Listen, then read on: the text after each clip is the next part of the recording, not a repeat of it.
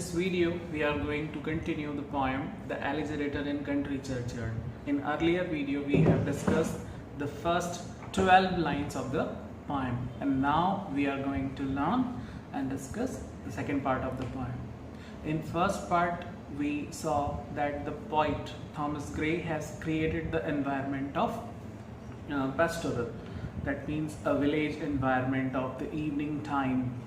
And now in these lines we are going to discuss the simple living standard or simple living moments of the village lives, how they live and what they do in their daily life.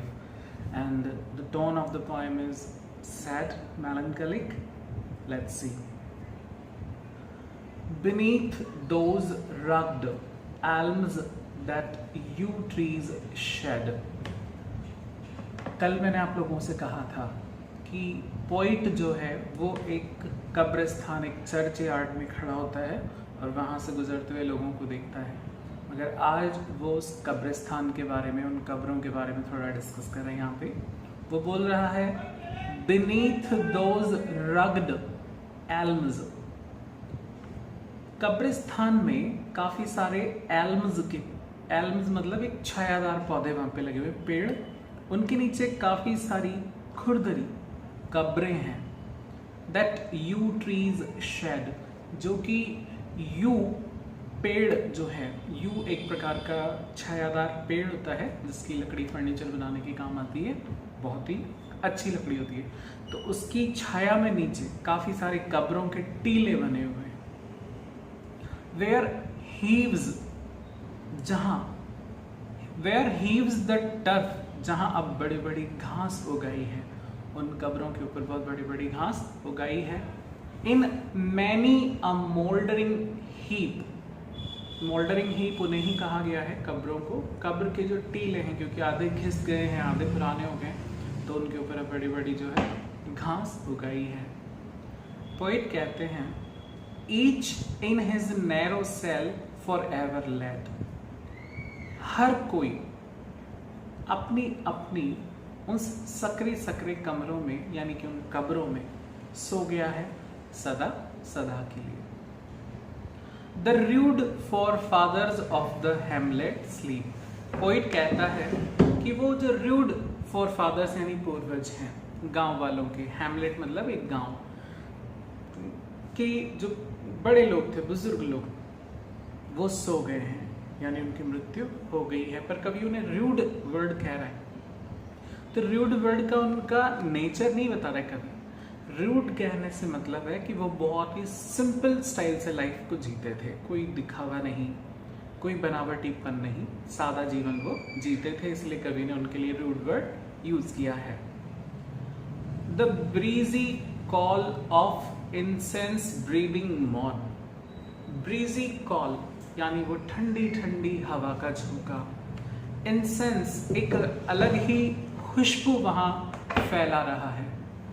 Breathing mourn, सुबह की ताज़ी खुशबुएं जैसे वहाँ फैली हुई हो। सुबह जब हमने पोएम स्टार्ट की थी तो जो एनवायरनमेंट था वो इवनिंग का था। अब हम यहाँ पे डिस्कस कर रहे हैं मॉर्निंग के एनवायरनमेंट को। The swallow twittering from the straw built shed, चिड़ियाएँ चहचहाती है अपने घास के तिनकों से बने हुए घोंसलों से, जो कि उन्होंने कहीं छायादार पेड़ों पर बना रखे हैं।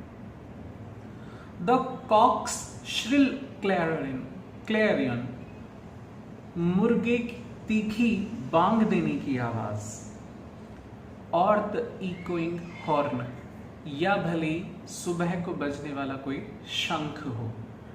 ना चिड़ियों की चहचहाहट, न चिड़ियों की चहचहाहट, न मुर्गे की आवाज़, और ना किसी मंदिर से आने वाली या मस्जिद चर्च से आने वाली कोई शंख या घड़ियालों की आवाज़।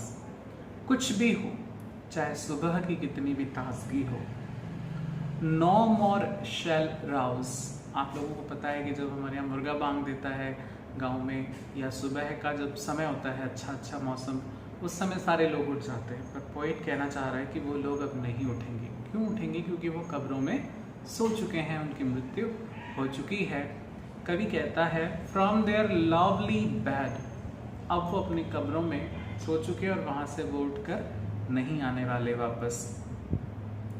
For them no more the blazing hearth shall burn. आपको पता है कि जब हम कब अपने कमरों में सोते हैं या खुले आकाश के नीचे भी अगर हम सोते हैं और जब तेज धूप आती है तो उसकी गर्मी से हम लोग उठ जाते हैं। आपने कई टीवी वगैरह में भी देखा होगा, फिल्मों में, कि जब किसी को उठाना होता है तो पर्दा हटा देते हैं जिससे धूप आ जाती है।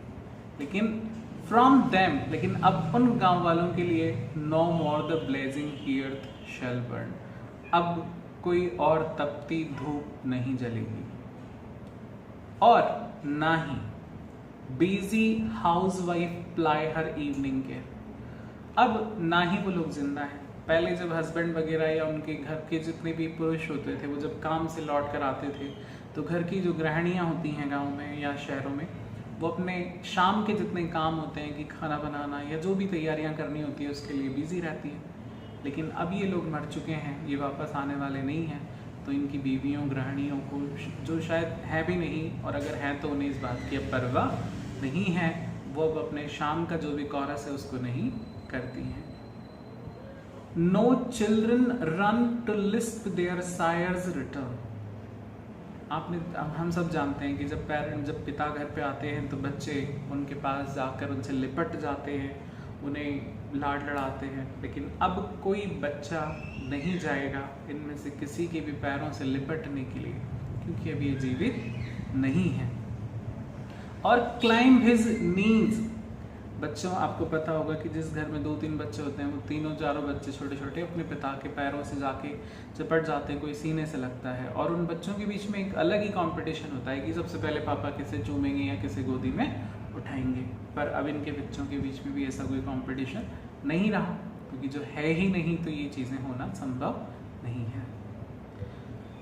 ऑफ्ट डिड द हार्वेस्ट, अक्सर ये किया करते थे खेती। टू देयर सिकल यील्ड, खेती करने जाते थे तो अपने साथ हंसिया, दांतली या जो उनके औजार होते हैं वो उनको लेकर भी जाते थे। Their furrow oft the stubborn glebe has brought. Their furrow, furrow क्यारी को भी हम बोल सकते हैं, और फरो यहाँ पे इसलिए आया क्योंकि उनके जो हल होते थे पहले बने हुए, वो हल जब जमीन में जुताई करते थे, ऑफ्ट अक्सर, द स्टबर्न ग्लिब, स्टबर्न मतलब जिद्दी, जिद्दी से मतलब यहाँ पे है बहुत ही शक्तिशाली या अकड़ू, मिट्टी के जो टुकड़े या ढेले आ जाते थे, कितनी ही बार उन्होंने अपने हल की नोक से उन मिट्टी के ढेलों को तोड़ा था। कितनी खुशी होती थी उन्हें ये सब करते हुए। हाउ जोकंड, कितने खुश थे। डिड दे ड्राइव, जब वो चलाया करते थे, देयर टीम, जब वो अपने बैलों की जोड़ी को खेतों में चलाया करते थे तो वो कितने खुश थे अफिल खेतों में। हाउ बॉब्ड द वुड्स, कैसे पूरे जंगल बड़े बड़े पेड़ों को वो नीचे झुका दिया करते थे। बीनीथ देयर स्टर्डी स्ट्रॉक, जब अपनी कुल्हाड़ी पर अपनी मजबूती से वार किया करते थे तो न जाने कितने ही विशाल वृक्ष और जंगल उन्होंने अपने नीचे झुका दिए थे। ये उनका दैनिक जीवन था किसानों का। अब कवि कहता है, कवि ने एक लाइन में रूड वर्ड यूज किया था। रूड का मतलब उनके सिंपल लिविंग के लिए उसने कहा था, ना कि उनके नेचर को बताया था। कवि कहता है कि ये बहुत साधारण लोग थे, साधारण जीवन थे। आगे की पंक्तियों में कवि जो है वो रिक्वेस्ट करता है। क्या रिक्वेस्ट करता है देखते हैं। कवि रिक्वेस्ट करता है, let not ambition mock. Ambition का मतलब यहाँ पे किसी महत्वाकांक्षी व्यक्ति से, जिनके बड़े बड़े सपने, बड़े बड़े ख्वाब होते हैं। कवि कहता है कि हे लोगों जिनके बड़े बड़े ख्वाब हैं, वो तुम इन साधारण लोग जिन्होंने कभी जिंदगी में बड़े सपने नहीं देखे, बस साधारण जीवन जिया, इनका मजाक मत उड़ाओ। किसी को भी इनका मजाक नहीं उड़ाना चाहिए। दे आर होमली जॉयज, क्योंकि ये वो लोग थे जिन्होंने बड़े सपने नहीं देखे। ये छोटी छोटी खुशियों में ही खुश रहा करते थे। जो दैनिक जीवन का काम होता था उसी में करते थे, अपने परिवार के साथ खुश रहते थे। तो इनकी छोटी छोटी खुशियों का किसी को मजाक नहीं उड़ाना चाहिए। एंड डेस्टिनी ऑब्सक्योर, और भाग्य ने जो इनको छुपा दिया है, भाग्य ने अब इनको हमसे छीन लिया है, ये कहीं चले गए हैं, इस बात का भी मजाक किसी को नहीं उड़ाना चाहिए। No grandeur hear with disdainful smile. कवि कहता है कि ग्रैंडियर यहाँ पे आया है रईस, अमीर लोगों के लिए, कि किसी भी रईस की हंसी, डिसडेनफुल यानी कि अपमानजनक, इनके प्रति अपमानजनक दृष्टि से मुस्कुराना नहीं चाहिए। किसी भी बड़े आदमी को, किसी भी संपन्न व्यक्ति को इनका मजाक नहीं उड़ाना चाहिए। The short and simple annuls, बहुत ही छोटा, बहुत ही सरल, एनल का मतलब इतिहास रहा है, ऑफ द पुअर, इन गरीब किसानों का, इन गरीब ग्रामीणों का बहुत ही साधारण जीवन है, कोई बड़ी हिस्ट्री नहीं है। तो इन छोटी छोटी चीज़ों की किसी को मजाक नहीं उड़ानी चाहिए। More figurative language you all the, कवि कहता है कि तुम लोगों को बहुत ही ज़्यादा जो तुम अलंकृत भाषा का प्रयोग करते हो, उसमें इन ग्रामीणों का मजाक उड़ाने की तुम्हें ज़रूरत नहीं है, ऐसा बिल्कुल भी नहीं होना चाहिए। आई होप कि आपको ये वीडियो समझ में आया होगा और ये पोएम जो मैंने पढ़ी है वो भी आप लोगों को समझ में आई होगी। अगर ऐसा है तो please like share this video. Thank you for watching. मिलते हैं